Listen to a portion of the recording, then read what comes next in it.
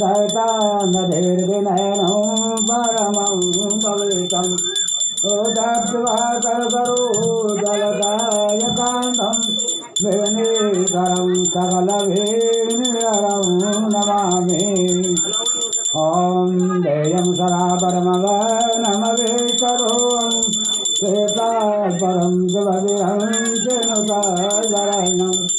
वृत्तातिरं वनकपालवाद्भूतं वन्दे महापुरुषते शरणारविन्दं कथं गतग्रं सकरे च कुण्डलं सतीरवैकं सतीजं तारयकैतलकोसुवास्यं नमामि विष्णुं जगद्गुरुं देवी जगन्नाथ हरे प्रसीद प्रसीद माता जगदोदयं प्रसीद विश्वेश्वरपाहि विश्वं तमीश्वरे देवी चराचरं मनोदमं मारुततुल्यवेगं जयं भूतिमतां परिशं वातात्मजं वानरयोतमुखं श्रीरामदूतं शरणं प्रपद्ये वन्दे दैवौमामहेश्वरं वन्दे जगत्कारणं वन्दे वन्दभूषणं मृगरं वन्दे पशूनां पतये वन्दे सूरजसङ्गमण्डनं वन्दे मुकुन्दप्रियं वन्दे भक्तजनाश्रयं वरदं वन्दे शिवं शङ्करं नमस्ते निवसन्ति साक्षात् ये देवलोके च तदान्तरिक्षे मयि तले जय नमः पूजं प्रीतिं सदा कानुबले जनानां पूजाकाले गंगा काशे गजगातमं प्रयागाचनतगानि पराणि चित्तमुखे अयोध्या मथुरा माया काशी कांची अवंतिका पुरे द्वारावती देव सबके मुखदायक नानादिन जनो देव शंख चक्र गदाधरं भव्यं पुण्डरीकाक्ष पितृमोक्ष वरदो भव सर्वे भवन्तु सुखिनः सर्वे सन्तु निरामयाः सर्वे भद्राणि पश्यन्तु मा कश्चित् दुःखभाग्भवेत्। ॐ श्रीमन्नारायण नारायण नारायण भजमन नारायण नारायण गोविंद नारायण नारायण नारायण उद्धव नारायण नारायण नारायण बद्री नारायण नारायण नारायण नारद नारायण नारायण नारायण उद्धव नारायण नारायण नारायण श्रीमन नारायण नारायण नारायण गोविंद नारायण नारायण नारायण श्री कृष्ण नारायण नारायण नारायण बोलो नारायण नारायण नारायण भजो नारायण नारायण नारायण बद्री नारायण नारायण नारायण श्रीमन नारायण नारायण नारायण बोले श्री कृष्ण चंद्र भगवान की।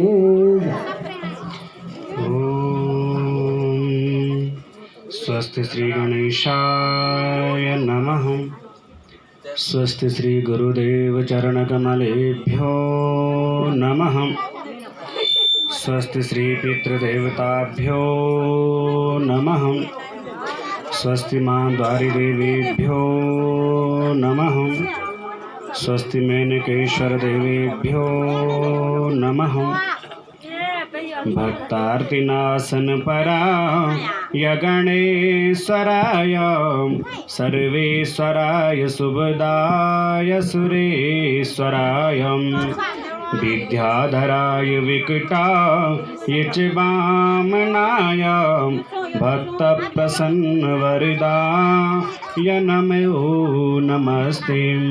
ध्येयं सदा परिवभग्नमभीष्टदोहं तीर्थास्पदं शिवविरिञ्चिनुतं शरण्यं भृत्यार्तिहं प्रणतपालभवाद्भिपोतं वन्दे महापुरुषते चरणारविन्दं त्यक्त्वा सुदुस्त्यजसुरे सितराजलक्ष्मीं धर्मार्यनिष्ठवचसा यदिगागरण्यं मायामृगं दयति ये सितमन्वधावत्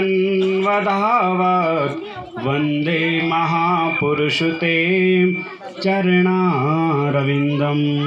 अस्ति स्वस्तरुणीकराग्रविगलत् कल्पप्रसूप्नालुप्तं वस्तु प्रस्तुतवेणुनादलहरी निर्वाणनिर्व्याकुलं सहस्रशस्तनिबद्धनीलविलसत् गोपीसहस्राव्रतं हस्तन्यस्तनतापवर्गमखिलो दारो किशोराकृतिं देवी प्रपन्नार्तिहरे प्रसीदा प्रसीद माता जगतोऽखिलश्चं प्रसीद विश्वेश्वरि पाहि विश्वं त्वमीश्वरी देवी चराचरस्यम् रोगानशेषा न पहंसि तुष्टा रुष्टा तु कामान् सकलानविष्टां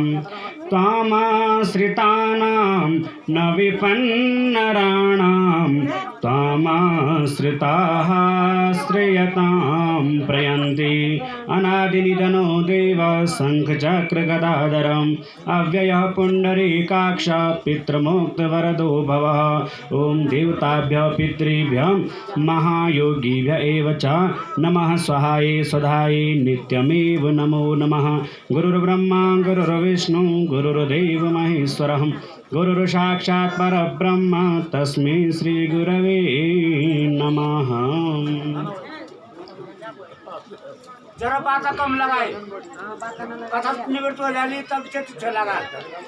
परम मंगलमयी परात्पर अखिलेश्वर अकारण करुणावरुणालय भक्तवांछा कल्पतरु तड़िंदित विनिंदित पीतांबरधारी श्री बांके बिहारी लाल की प्रत्यक्ष वांग्मयी प्रतिमूर्ति श्रीमद्भागवत महापुराण परम आगंतुक सज्जनों एवं कथा मंडप में विराजमान ब्रह्मा विष्णु रुद्र इंद्र चारों स्तंभों से सुशोभित भद्रमंडल जिसमें 33 कोटि देवी देवता विराजमान हैं एवं हमारे आचार्यगण बुजुर्गगण एवं समस्त पधारे हुए श्रोत्रवृंद सूत्रगण मातृतुल्य अनुसुईया माता के चरित्र को चरित्रार्थ करने वाली मातृशक्ति एवं बाल गोपाल समान छोटे बाल गोपाल और जितने भी आगंतुक सज्जनों कथा श्रवण के लिए पधारे हुए हैं या पधार रहे हैं उनका भी हार्दिक स्वागत अभिनंदन। और जहाँ जहाँ तक माइक के माध्यम से मेरी आवाज़ पहुँच रही हो सज्जनों वहाँ तक के जीवों के हृदय में विराजमान गोविंद के चरणों में मेरा व्यासपीठ से हार्दिक अभिनंदन वंदन और स्वागत। सज्जनों अनंत जन्मों के जब पुण्य के फल उदय होते हैं तो ऐसे ही सुअवसर प्राप्त हो पाते हैं कि दुर्लभो मानुषो देहो देहिनां क्षणभंगुरां तत्रापि दुर्लभे मन्ये वैकुंठम प्रिय दर्शनम। सज्जनों, पहले तो मानव देह मिलना ही बहुत मुश्किल है, और 84 लाख योनियों में जब जीव बार बार आता है, बार बार जन्म लेता है, और पुनरपि जननम पुनरपि मरणम पुनरपि जननी जठरे शयनम, बार बार जन्म लेना, बार बार मृत्यु को प्राप्त हो जाना, बार बार माँ के गर्भ में आना, जीव उत्पन्न हो जाता है, उत्पन्न होना, बार बार मृत्यु को प्राप्त हो जाना। सज्जनों, 84 लाख योनियों में केवल मानव योनि ही धर्म का काम करती है। सज्जनों, बाकी योनियां तो केवल भोग योनियां हैं कि आहार निंद्रा भय मैथुनम च धर्मेन एतत् पशुभिः नराणाम्। सज्जनों, 84 लाख योनियों में केवल मानव योनि ही ऐसी हैं जो धर्म के कार्य को कर सकते हैं, और हमारा अनंत सौभाग्य है सज्जनों कि हम साक्षात देवभूमि माँ द्वारी देवी की गोद में भगवान मैनकेश्वर के चरणों में एकत्रित होकर के कथा का रस सुधा पान कर पा रहे हैं।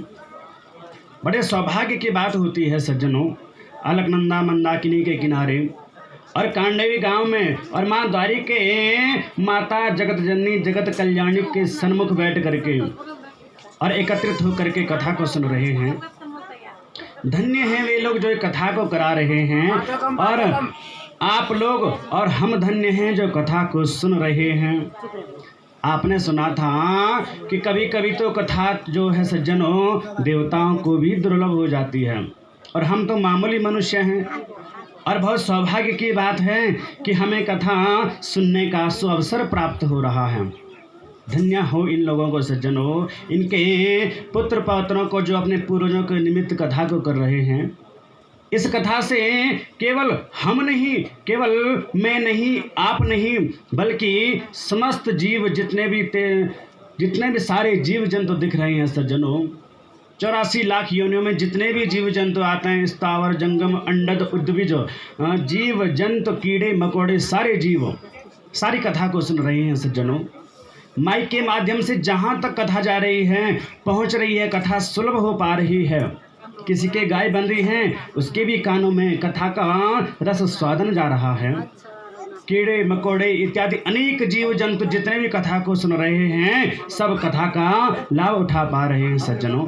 धन्य हैं वे लोग जो ऐसे सुअवसर प्राप्त कराते हैं, और उससे भी हम अपने आप को परम धन्य मानते हैं सज्जनों कि हे प्रभु, हे परमात्मा, आपने बहुत कृपा की जो हमें ये मानव जीवन प्राप्त कराया, और उसमें भी ब्राह्मण कुल में जन्म दिया, और ब्राह्मण कुल में भी सज्जनों ब्राह्मण गोत्रीय में जन्म दिया, भारद्वाज गोत्री में जन्म दिया, और बचपन से ही पढ़न पाढ़न ब्राह्मणों के सानिध्य में रहने का अवसर दिया।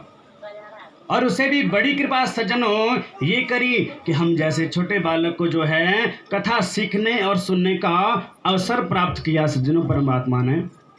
और उसमें भी धन्य की बात यह है कि साक्षात अपने जो ये मेरी माँ का मायका है सज्जनों, और मामा कोट में कथा कहना साक्षात हमारे आज पितृ देवता नाना नानी इत्यादि सर्वदेव ये सोच करके प्रसन्न हो रहे होंगे सज्जनों, क्योंकि जब राजा ध्रुव और प्रहलाद इनके पुत्र पौत्रों ने भी सज्जनों जब पितरों की कृपा हो गई थी तो भगवान को सुलभ पा लिया था, प्राप्त कर लिया था। और इस कथा में यहाँ पर कथा सुनने वाले तो धन्य हैं ही, जिनको कथा कहने का अवसर प्राप्त हो रहा है, उनकी वाणी और कथा दोनों धन्य हो जाती है। इसीलिए थोड़ा जयकारा लगाएंगे, बोलिए भक्त वत्सल भगवान की, श्रीमद्भागवत महापुराण की, व्यास जी महाराज की, सुखदेव जी महाराज की। सज्जनों, बड़े सौभाग्य की बात है, आज कथा का पंचम दिवस, कल चतुर्थ दिवस हुआ था, और ये भागवत रूपी गंगा सज्जनों, गंगा दो प्रकार की होती है। एक भगीरथ रूपी गंगा, जिस गंगा को भागीरथ इस पृथ्वी पर लाए थे, आगे कथा आएगी सूर्यवंश में, तब उसका नाम भागीरथी पड़ा। भागीरथ गंगा जी को पृथ्वी में लाए थे, इसलिए उसका नाम भागीरथी पड़ा, गंगा का नाम। एक तो गंगा वो है, अगर हमें स्नान करना है, पवित्र होना है, तो हमें जाना पड़ेगा हरिद्वार, ऋषिकेश, वाराणसी, जहाँ गंगा बहती हो। और एक है भागवत रूपी गंगा, ये भागवत रूपी गंगा है सज्जनों। अनंत सौभाग्य की बात है कि हम अगर गंगा में नहाना हो तो वहाँ जाना पड़ेगा, ऋषिकेश, हरिद्वार, काशी, गया इत्यादि। अरे भागवत रूपी में तुम्हारे घर में आ रखी है, साक्षात भगवान तुम्हारे आज दरवाजे पर विराजमान हो रखी है सज्जनों, साक्षात कांडई गांव में। आज ये किसी वृंदावन से बड़ा धन्य है समझो। तो बहुत सुंदर की बात है सज्जनों। और ये अमृत वर्षा केवल कल और परसों 7वें दिन में समापन हो जाएगा कथा का। इसलिए बहुत सुंदर की बात है, सौभाग्य की बात है। आप और हम लोग कथा को सुन रहे हैं, और जितने भी लोग जीव जंतु मेरे माइक के माध्यम से सुन रहे होंगे, उनसे भी मेरा निवेदन है कि कृपया ये अमृत वर्षा कथा रस केवल कल और परसों तक ही बहेगी। अतः आप लोग अपना अमूल्य समय निकाल करके कथा में जरूर आएं और कथा रस सुधा का पान करें, इससे जीवन धन्य हो जाता है। आइए बड़ी सुंदर कथा में प्रवेश करते हैं सज्जनों। कल बहुत सुंदर सुखदेव जी ने राजर्षि परीक्षित को सुनाया था कि किस प्रकार जो है प्रहलाद ने नौ प्रकार की भक्ति का वृत्तांत अपने पिताजी को सुनाया, और भगवान नरसिंह भगवान ने प्रकट होकर के हिरण्यकश्यप का उद्धार कर दिया सज्जनों। आज बता रहे हैं सुखदेव स्वामी, बोले राजन सुनो, उसके बाद मैं तुम्हें ब्राह्मण का कार्य, क्षत्रिय का कार्य, वैश्य का कार्य, शूद्र का कार्य और इत्यादि अनेक कार्यों को बताता हूँ कि धर्म क्या होते हैं, ब्राह्मण क्षत्रिय वैश्य का धर्म क्या होता है। और इस प्रकार सज्जनों आज सुखदेव स्वामी कहते हैं राजन, अनेक मंत्रों का वर्णन जो है सुखदेव स्वामी ने राजर्षि परीक्षित को कराया। और तदुपरांत कहते हैं राजन सुनो कि आत्मा वास्यमिदं विष्णु यत किंचित जगतां जगत कितेन त्यक्तेन भुंजिथाम मागृत कस्य शिवर्धनम। बोले राजन, एक अब मैं तुम्हें गज और ग्राह की कथा सुनाता हूँ। बोले सुनो। आसी गिरिवरो राजन स्त्रियकूट इति विश्रुतां क्षीरोदयनावृतः श्रीमान योजनायुतमोच्छ्रितः। बोले राजन, एक बहुत सुंदर पर्वत है, नाम है त्रिकूट, और उस त्रिकूट पर्वत में एक बहुत विशाल का एक गज हाथी रहता था। सबका सीनियर था, सब छोटे मोटे हाथी उसको बहुत मान देते थे, सम्मान देते थे। एक दिन की बात है राजन, वहीं पास में एक नदी बहती थी, और वो हाथी एक दिन अपने बाल गोपालों समेत नदी में चला गया स्नान करने के लिए। पत्नी बच्चन समेत स्नान कर रहा है सज्जनों, और स्नान कर रहा है, और कभी वो जो है जल अपनी पत्नी ने कीड़ा कराए गिरा रहा है जल, कभी वो पत्नी हाथी पर जल गिरा रही हैं, और अनेक प्रकार से सज्जनों ऐसे क्रीड़ा कर रहे हैं, एक दूसरे पर जल फेर रहे हैं, पानी फेंक रहे हैं। बहुत समय हो गया, सायंकालीन का समय हो गया था, और खेलते खेलते सज्जनों वो हाथी जल में चला गया, अंदर तालाब नदी में चला गया।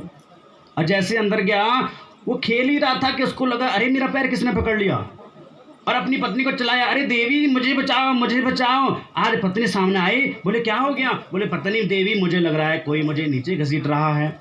आज सज्जनों हाथी ने सूंड दिया पत्नी को, दोनों ने सूंड पे सूंड मिलाई, ऊपर खींच रहे हैं, पत्नी भी लगी हुई है, बच्चे भी लगे हैं हाथी के, खींचना चाह रहे हैं, लेकिन ऊपर आने के बजाय वो तो नीचे धंसते जा रहा है सज्जनों। जैसे ही नीचे देखा हाथी ने, हे भगवान, ये तो इतना बड़ा विशालकाय मगरमच्छ, ये तो मुझे आज मार ही देगा। और जैसे ही उसका पैर पकड़ा सज्जनों, हाथी का पैर मगरमच्छ ने, और उससे रक्त बहने लग गया, और रक्त बहने लग गया सज्जनों। इतने में वो जब नीचे नीचे धंसने लग गया, उनका युद्ध सज्जनों 1000 वर्ष तक चला। जब काफ़ी समय हो गया, 1000 वर्ष व्यतीत हो गए, और जब हाथी ने अपने आप को गड्ढा से नहीं छुड़ा पाया, बहुत समय हो गया था। आज पत्नी ने कहा, अरे स्वामी बहुत समय हो गया, हमें भूख लग रही है, प्यास लग रही है। बच्चों ने भी कहा, पिताजी हमें क्षमा कीजिए, भूख लग रही है, प्यास लग रही है। तो इसलिए सज्जनों वो हाथी अब अपनी हथनियों से कहने लगा कि देवी पहले मुझे यहाँ से तो छुड़ाओ, फिर मैं भोजन की व्यवस्था करूँगा। बहुत संघर्ष किया सज्जनों, लेकिन हाथी अपने आप को मगरमच्छ से नहीं छुड़ा पाया। अब क्या हुआ कि हाथिनी ने कहा तुम रहने दो, हम चले जाते हैं। आज सज्जनों हाथिनी और उसका बेटा दोनों चले गए, हाथी को अकेला छोड़ के चले गए। हाथी बहुत रोया सज्जनों, गज बहुत रोया, और आज कहने लगे अरे मैंने पुत्रों को पाल करके बहुत वो किया, क्योंकि आज ये संसार के पुत्र इतने हैं, आज मेरे पास कोई नहीं है। बहुत रोया, गिड़गिड़ाया सज्जनों, भगवान को ध्यान किया, भगवान विष्णु का ध्यान किया सज्जनों। और भगवान विष्णु सज्जनों अपने गरुड़ के साथ आए और अपने सुदर्शन चक्र से ऐसा चक्र छोड़ा और ग्राह को सज्जनों गज को मुक्ति दिलाई और ग्राह को चक्र से मार दिया सज्जनों। आज प्रभु ने जो है ग्राह का उद्धार कर दिया, गज को बचा लिया। आज सज्जनों बहुत सुंदर से गज ने बहुत सुंदर स्तुति की कि नमो नमस्ते खिल कारणाय निष्कारणाय भूतकारणाय सर्वाग्निनामा महार्वणाय नमोपवर्गाय परायणाय। सज्जनों बहुत सुंदर स्तुति की। इतने में ये कहते हैं राजन परीक्षित कहते हैं कि गुरुदेव ये ग्राह कौन था? तो कहने लगे राजन ये ग्राह जो था पूर्व जन्म में जो है हुहु नामक गंधर्व था। एक बार की बात है सज्जनों, देवल ऋषि प्रातः सूर्यार्घ दे रहे थे, नदी में कमर भर जल में सूर्यार्घ दे रहे थे और सूर्यार्घ दिया। और उसके बाद जैसे सूर्यार्घ दे रहे थे इतने में हुहु नामक दैत्य ने देखा, गंधर्व ने देखा, बोले अरे मैंने सब देवताओं को हंसाया, आज मैं महाराज जी को हंसा के दिखाता हूँ। और सज्जनों क्या हुआ, आज जो हुहु नामक गंधर्व था नीचे नीचे नदी के नीचे नीचे चला गया और देवल ऋषि सूर्यार्घ दे रहे हैं। और जैसे ही वो हुहु नामक गंधर्व नदी से अंदर आया और नीचे से देवल ऋषि का पैर पकड़ लिया। ऋषि उछले, अरे ये क्या हो गया भाई, ये कौन था? नीचे नजर डाली तो देखा, नीचे नजर डाली तो देखा वहाँ तो एक हुहु नामक गंधर्व था। आज सज्जनों ऋषि को बहुत क्रोध आया और कहने लगे अरे तुम मगरमच्छ जैसे तुम्हारी आकृति मगरमच्छ की है, तुमने मुझे मगरमच्छ की भांति पकड़ा है, जाओ तुम मगरमच्छ बन जाओ। कह रहे हैं राजन ये वही मगरमच्छ है, वही हुहु नामक गंधर्व है जो राक्षस बना। बातें कम, इशारा में काम करो। ले सज्जनों थोड़ा सा कथा में विघ्न हो रहा है, थोड़ा सा शांत रहें। और अब कह रहे हैं परीक्षित महाराज गुरुदेव से, सुखदेव ने कहा राजन सुनो, अब मैं तुम्हें सुंदर से समुद्र मंथन की कथा सुनाता हूँ। और समुद्र मंथन की कथा कह रहे हैं सज्जनों, कह रहे हैं एक बार जो है देवराज इंद्र जो है अपने हाथी ऐरावत में बैठ करके भ्रमण कर रहे थे। इतने में क्या हुआ सज्जनों, एक उर्वशी नाम की अप्सरा नृत्य करते करते आई और दुर्वासा ऋषि के गले में माला डाल दी।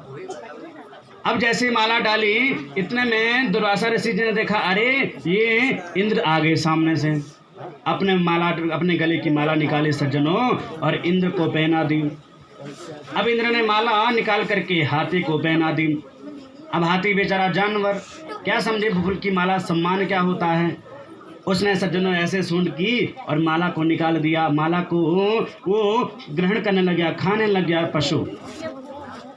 और ऐरावत नाम का हाथी ने जब माला को खा लिया इतने में देखा दुर्वासा ने देखा अरे इंद्र मैंने तुम्हें सम्मान दिया, तुम देवराज थे, मैंने तुम्हें सम्मान दिया और तुम मेरे सम्मान का तुमने ये सिला दिया कि मेरे माला को तुमने अपमान कर दिया, उसको गले में डाल दिया ऐरावत के और तुरंत श्राप दे दिया, सुनो तुम लक्ष्मी से हीन हो जाओ। आज सज्जनों इंद्र को श्राप मिल गया और इंद्र लक्ष्मी से हीन हो गया। अब दुर्वासा ऋषि चले गए सज्जनों। इधर इंद्र जो है ब्रह्मा जी के पास गए और कहने लगे, बोले कि दुर्वासा ऋषि ने मुझे लक्ष्मीहीन होने का श्राप दे दिया, अब मैं क्या करूं? बोले तुम जाओ और देवताओं से जो है युद्ध करो, सम्मान करो, उनसे मित्रता करो। कृपया थोड़ा सा शांत रहें, बिन बाधा हो रही है कथा में। तो कहने लगे कि जो है तुम दैत्यों से मित्रता करो। अब सज्जनों इधर क्या हो गया, शुक्राचार्य ने देखा अच्छा इंद्र की पदवी जो है खतरे में हो गई। इंद्र को जो है लक्ष्मी से हीन होने का श्राप मिल गया। तुरंत अपने जो जजमान थे बलि, राजा बलि, सज्जनों ये राजा बलि प्रहलाद का पौत्र था। प्रहलाद का पुत्र है विरोचन और विरोचन का पुत्र है प्रहलाद। आज शुक्राचार्य ने कहा बलि तुम यज्ञ करो, क्योंकि इंद्र जो है अपना सिंहासन हार बैठा है। इंद्र को श्राप लग गया कि तुम जो है लक्ष्मी से हीन हो जाओ। और सज्जनों आज जो है जब लक्ष्मी से हीन हो गया इंद्र, इधर उन्होंने बलि और उन्होंने शुक्राचार्य जी के द्वारा हवन किया, यज्ञ किया और वो तत्पर तैयार हो गया और त्रिलोक विजेता कहलाया। इंद्र स्वर्ग पर अपना अधिकार जमा बैठा, राजा बलि। इधर सज्जनों सभी देवी देवता सभी दैत्यों के पास गए, बोले अरे मित्र तुम तो हमारे भाई हो, भाई हमें हमारा राज्य दे दो। अब जैसे ही हमारा राज्य दे दो कहने लगे तुम तो आदित्य के संतान हैं, हम हैं आदित्य के संतान हैं आदित्य, तुम हैं दित्य के संतान हैं दैत्य। ऐसा करते हैं, लड़ाई झगड़े में क्या रखा हुआ है भाई, मिल करके सलाह कर लेते हैं। और सलाह क्या करनी है कि अमृत मंथन कर देते हैं हम लोग। और अमृत मंथन सज्जनों आज अमृत मंथन के लिए सब लोग तैयार हो गए। बोले अच्छा अमृत मंथन करें कहाँ, तो वहीं सज्जनों एक मंदरांचल पर्वत था बहुत बड़ा। अब सभी देवी देवताओं में किसी की हिम्मत ये नहीं थी कि मंदरांचल पर्वत को उठा करके समुद्र में रख दें। तो आज मेरे प्रभु का ध्यान किया सब देवी देवताओं ने, और प्रभु ने सज्जनों आज अजीत अवतार लिया। बोले अजीत भगवान की। और उसके बाद मंदरांचल पर्वत को अजीत भगवान ने समुद्र में रखा। जैसे ही वो धंसने लगा तो प्रभु ने कच्छप अवतार लिया। बोले कच्छप भगवान की। अब समुद्र मंथन प्रारंभ होने वाला है। अब समस्या ये आ गई कि मथना तो है, लेकिन मथनी किसको बनाएं। वासुकी नाग के पास गए सभी देवी और देवता और दैत्य लोग, वंदन किया। वासुकी नाग तैयार हो गया, बोले चलो मैं अब मंदरांचल पर्वत पर जा करके तुम्हारी मथनी बनता हूँ। इधर सज्जनों जैसे ही वासुकी नाग जो है मंदरांचल पर्वत के चारों ओर लपेटा, और मुख की तरफ कौन रहेगा और पूंछ की तरफ कौन रहेगा, तो मुख की तरफ स्थान दे दिया दैत्यों को, और देवता जो है स्वयं पूंछ की तरफ रहने लगे। अब सज्जनों जैसे ही मथना शुरू हुआ वैसे ही वो जो है सर्प की जो वासुकी नाग के गले में विष की थैली थी वो फट गई, और फट करके मुंह के द्वारा बाहर निकल गई। उससे सारे देवी देवता सारे राक्षस काले हो गए, सारे राक्षस काले हो गए सज्जनों। अब क्या करें, बोले नहीं हमें मुंह की तरफ नहीं, तुम इधर आ जाओ। और इधर देवता सज्जनों आज मुंह की तरफ चले गए और दैत्य लोग पूंछ की तरफ चले गए। अब शुरू हो रहा है समुद्र मंथन। सबने कहा ऐसा करते हैं, सुनो अच्छा काम है, अमृत मंथन होगा ना इससे, क्यों ना भगवान गणेश का ध्यान कर दें। आज सज्जनों सभी लोगों ने, सभी देवी देवताओं ने गणेश जी का ध्यान किया कि शिव तनय वरिष्ठम सर्व कल्याण मूर्ति परशु कमल हस्तम सेवितम मोदकेन अरुण कुसुम मालाम व्याले यज्ञोपवीति मम हृदय निवासम श्री गणेशम नमामि। आज गणेश भगवान जी प्रकट हो गए। बोलो देवताओं क्या चाहिए। बोले महाराज हम जो है समुद्र मंथन करना प्रारंभ करना चाह रहे हैं, आप हमें आशीर्वाद दे दीजिए। आज गणेश जी ने महाराज आशीर्वाद दे दिया। अब प्रारंभ हो रहा है समुद्र मंथन, और समुद्र मंथन से सज्जनों सर्वप्रथम उन्होंने 14 रत्न निकले कि लक्ष्मी कौस्तुभ पारिजातक शुरा धनवंतरी चंद्रमा धेनु काम दुधा सुरासुर गजा रंभादि देवांगनाम अश्वसप्तमुखं सुतं हरिधनो शंखामृते चाम्बुदे रत्नानीति चतुर्दशां प्रतिदिनां कुर्यो सदा मंगलम। 14 रत्न निकले सज्जनों। सर्वप्रथम विष निकला। अब विष निकल गया, लेकिन विष को ले कौन, देवी देवता लें या दैत्य लें। अब क्या करें, विष का अमृत निकलता तो काम तो अमृत का है ना, विष से कोई क्या करेगा। अब क्या करें जी, तो सब लोगों ने भगवान शिव का ध्यान किया, सुमिरन किया कि ध्याये नित्यं महेशं रजतगिरिनिभं चारुचन्द्रावतंसं रत्नाकल्पोज्ज्वलंगं परशुमृगवरां भीतिहस्तं प्रसन्नं पद्मासीनं समन्तास्ततमर्गणैर्व्याघ्रकृतिं वसानं विश्वबन्धं विश्वबीजं निखिलभयहरं पंचवक्त्रं त्रिनेत्रम्। आज सज्जनों भगवान शिव का ध्यान किया, शिव प्रकट हो गए। बोले देवी देवताओं क्या चाहिए? कहें महादेव ये विष निकला है, हम चाहते हैं कि आप जो है विष का पान कीजिए। सज्जनों आज भगवान भोलेनाथ विष का पान किया और जैसे विष का पान किया गले में अटक गया। सज्जनों कंठ में उसको धारण कर लिया। बोले नीलकंठ भगवान की। भगवान भोलेनाथ का नाम आज सज्जनों नीलकंठ हो गया। अब दूसरा रत्न फिर मथने लगे। दूसरा रत्न निकला सज्जनों कामधेनु गाय। अब कामधेनु गाय किसको दें? तो सज्जनों ऋषियों ने कामधेनु गाय को ले लिया। अब तीसरा रत्न निकला उच्च सूर्या घोड़ा। अब घोड़ा किसको दें? तो ये घोड़ा सज्जनों महाराज बलि को दिया गया। और उसके बाद चौथा रत्न हाथी निकला। ऐरावत नाम का हाथी, वो इंद्र ने लिया। अब निकला